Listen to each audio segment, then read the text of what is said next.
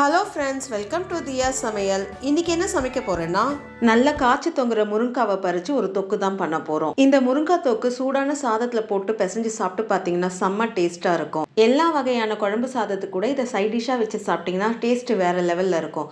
வாங்க எப்படி செய்யறதுன்னு பார்க்கலாம். சமையல் அறைக்கு போகிறதுக்கு முன்னாடி இப்போதான் ஃபர்ஸ்ட் டைம் என் சேனலை பார்க்குறீங்கன்னா என் சேனலை சப்ஸ்கிரைப் பண்ணிட்டு பக்கத்தில் இருக்க பெல் ஐக்கானை கிளிக் பண்ணிட்டு வாங்க. 4-5 மாதம் கழிச்சு முருங்காய் நல்லா காய்ச்சி தொங்குது. இதில் முத்தின முருங்காய்லாம் நம்ம பறித்து எடுத்துடலாம். பறித்து எடுத்ததில் ஒரு 15 16 முருங்காய் தேரிச்சு இதில் ஒரு 6-7 எடுத்து வச்சுட்டு மீதியை நம்ம அக்கம் பக்கத்தில் டிஸ்ட்ரிபியூட் பண்ணிடலாம்.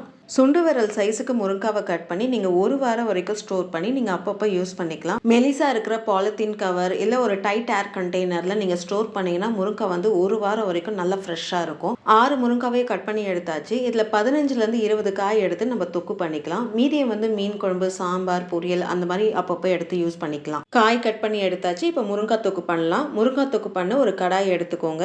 கடாய் நல்லா சூடான பிறகு 2 டேபிள் ஸ்பூன் எண்ணெய் சேர்த்துக்கோங்க. எண்ணெய் நல்லா சூடான பிறகு 1/2 ஸ்பூன் கடுகு சேர்த்துக்கோங்க. 1/2 ஸ்பூன் உளுந்து சேர்த்துக்கோங்க. 1/4 ஸ்பூன் சீரகம் சேர்த்துக்கோங்க. 2 காஞ்ச மிளகாய் சேர்த்துக்கோங்க. காஞ்ச மிளகாய் லைட்டாக செவக்கிற அளவுக்கு வறுத்து விட்டுக்கோங்க.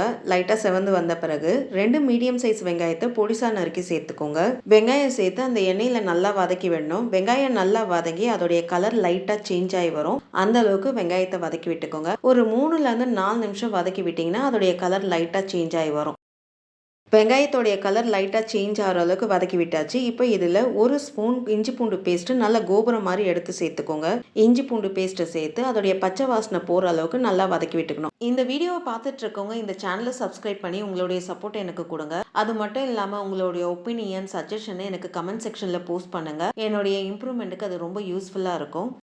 இஞ்சி பூண்டோடைய பச்சை வாசனை போகிற அளவுக்கு நல்லா வதக்கி விட்டாச்சு. இப்போ இதில் 2 மீடியம் சைஸ் தக்காளியை நல்லா அரைச்சி சேர்த்துக்கோங்க. தக்காளி பேஸ்ட்டு சேர்த்து அந்த வெங்காயத்தோட ஒன்று சேர நல்லா வதக்கி விட்டுக்கணும். ஒரு நிமிஷம் வதக்கி விட்டுக்கோங்க. எல்லாம் ஒன்று சேர நல்லா வதங்கி வந்துடும்.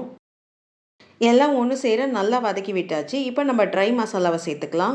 2 ஸ்பூன் குழம்பு மிளகாத்தூள் நல்லா கோபுரம் மாதிரி எடுத்து சேர்த்துக்கோங்க. உங்ககிட்ட குழம்பு மிளகாய் பொடி இல்லைன்னா 1/2 ஸ்பூன் வெறும் மிளகாத்தூள், 1 ஸ்பூன் தனியாத்தூள் சேர்த்துக்கோங்க. 1/4 ஸ்பூன் மஞ்சப்பொடி சேர்த்துக்கோங்க. தேவையான அளவு கல் உப்பு சேர்த்துக்கோங்க.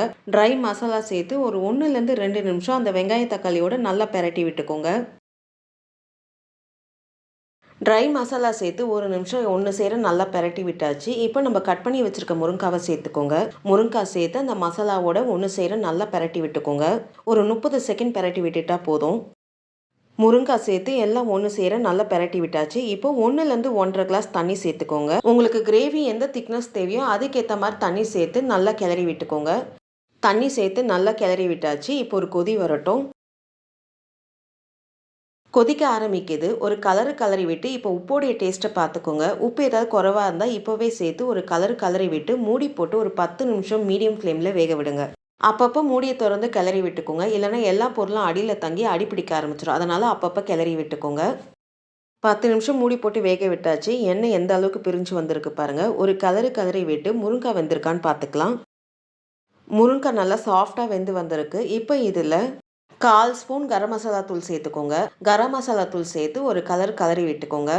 கிரேவி இப்போ இருக்கிற திக்னஸ்க்கு உங்களுக்கு தேவைன்னா கரம் மசாலா தூள் போட்டு ஒரு கலரி விட்டு கொத்தமல்லி போட்டு இறக்கிடுங்க. இல்லை கிரேவி இன்னும் கொஞ்சம் திக்காக வேணும்னா 1 நிமிஷம் ஹை ஃப்ளேமில் கைவிடாமல் நல்லா கிளறி விட்டுக்கோங்க. கிரேவி கொஞ்சம் திக்காகி வந்துடும். எனக்கு கிரேவி நல்லா தொக்கு பதத்துக்கு தான் வேணும். ஏன்னா சாம்பார் சாதத்துக்கு நான் சைட் டிஷ்ஷாக தான் சாப்பிட போகிறேன். அதனால் 1 நிமிஷம் ஹை ஃப்ளேமில் கைவிடாமல் நல்லா கிளறி விட்டு கடைசியாக கொஞ்சம் கொத்தமல்லி போட்டு ஒரு கலரி விட்டு அடுப்பு ஆஃப் பண்ணிட்டேன்.